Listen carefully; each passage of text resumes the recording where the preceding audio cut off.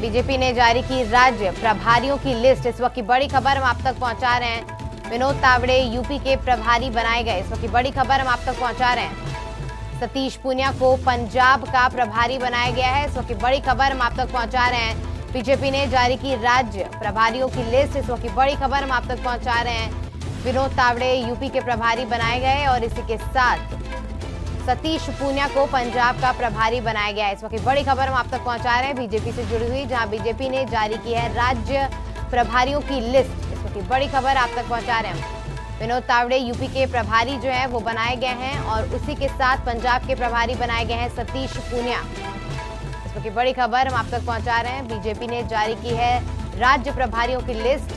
UP और पंजाब के राज्य प्रभारियों की लिस्ट जारी की गई है। विनोद तावड़े को यूपी का प्रभारी बनाया गया है और इसी के साथ पंजाब के प्रभारी बनाए गए हैं सतीश पूनिया। और इस पर तमाम जानकारी के लिए हमारे संवाददाता जितेंद्र चौहान जुड़ चुके हैं। जितेंद्र, क्या तमाम जानकारी है जो ये प्रभारी की लिस्ट जारी की है बीजेपी ने सतीश पूनिया को लेकर, और कई लोग बनाए गए हैं, कहाँ कहाँ के कौन प्रभारी बनाए गए हैं?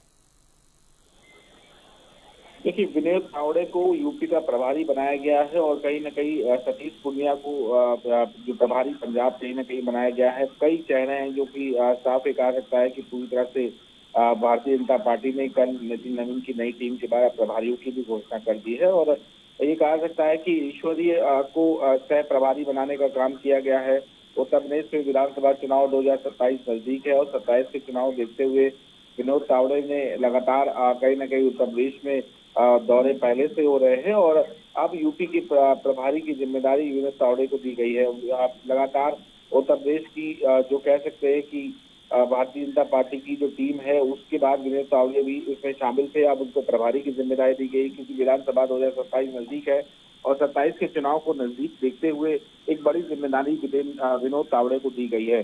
साथ ही साथ ईश्वरी को सह प्रभारी की जिम्मेदारी दी गई है और इन प्रभारियों की जिम्मेदारी के ये तय करती है कि 2027 में विधानसभा चुनाव भारतीय जनता पार्टी के लिए कितना महत्वपूर्ण है। हैट्रिक मारने के लिए लगातार ये लिस्ट में नाम विनोद तावड़े किया गया है और तीसरी बार सरकार लाने की पूरी तरह से कोशिश की जा रही है। विनोद तावड़े को यूपी का प्रभारी बनाया गया है। सतीश पूनिया जो पंजाब के प्रभारी बनाए गए हैं। ऐसे कई लोग, कई चेहरे हैं जो अलग अलग राज्यों में राज्य प्रभारियों की लिस्ट है उसमें कहीं ना कहीं शामिल की गई है और अब बड़ी जिम्मेदारी विनोद तावड़े के ऊपर होगी कि विधानसभा चुनाव 2027 नजदीक है और 27 के चुनाव को देखते हुए क्योंकि 22 में 24 में जिस तरह की तस्वीरें देखने को मिली, समाजवादी पार्टी लोकसभा सीटें जिस तरह की जीतने के काम किया है, तो जाहिर सी बात है कि अब बीजेपी किसी भी प्रकार की कोई कसर नहीं छोड़ना चाहती और इसी क्रम में विनोद तावड़े को अब उत्तर प्रदेश की जिम्मेदारी प्रभारी के तौर पर दी गई है। जिस तरीके से विनोद तावड़े को बनाया गया है यूपी का प्रभारी जितेंद्र, और पिछले कुछ समय में बड़े बड़े फैसले लिए गए हैं 2027 के चुनाव की तैयारियों को लेकर, जिस तरीके से बीजेपी लगातार अपनी कमान को मजबूत करते हुए नजर आ रही है, जमीनी स्तर पर क्या कुछ चीजें समझ आ रही हैं आपको? अगर आप अपनी रिपोर्ट बताएं 2027 के चुनाव को लेकर बीजेपी की क्या रणनीति है, क्योंकि सपा लगातार ये कहते हुए आ रही है कि इस बार तो हम ही पार्टी बना रहे हैं।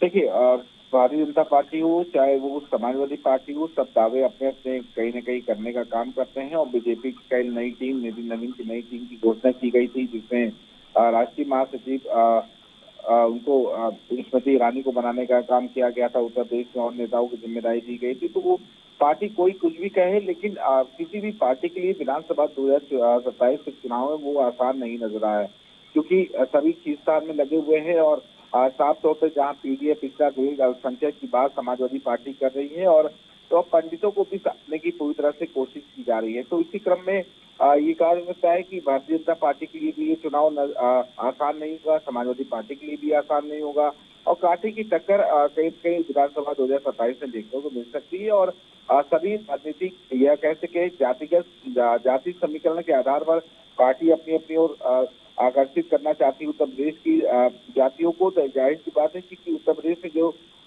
जो 25 करोड़ की जनता है वो जाहिर सी बात है कि जाति समीकरण के आधार पर चुनाव जीता जाता है। तो जाहिर सी बात है कि इन सब चीजों को लेकर भारतीय जनता पार्टी में जिम्मेदारी की विनोद तावड़े पहले से ही सक्रिय है संगठन में, तो जाहिर इसको देखते हुए उनको प्रभारी की जिम्मेदारी दी गई है। तो अब इस तरह का चुनाव होगा ये 27 से देखने को मिलेगा। लेकिन समाजवादी पार्टी कुछ भी दावे कहे या भारतीय जनता पार्टी कुछ भी दावे करे, वो 27 का चुनाव जनता का मूड तय करेगी कि उत्तर प्रदेश में क्या योगी सरकार हैट्रिक मारेगी या समाजवादी पार्टी 2017 के बाद अब उत्तर प्रदेश में वापसी करेगी। तो जितेंद्र, जिस तरीके से अभी आपने बोला कि जाति समीकरण की बात की और उसी के बाद आपने बात की पंडितों की, तो मेरे दिमाग में ये सवाल आ रहा है कि जिस तरीके से कुछ दिन पहले अभी अखिलेश यादव का बयान आया था कि पीडीए की राजनीति जो वो करते हैं उसमें पी का मतलब पंडित भी है और बीजेपी भी पंडित सीटों को साधने में लगी हुई है, तो क्या लगता है आपको पंडित सीटों को साधने की इतनी ज्यादा जरूरत क्यों पड़ रही है, क्योंकि बहुत ज्यादा संख्या में पंडित है नहीं? तमाम जानकारी के लिए आपका बहुत बहुत शुक्रिया।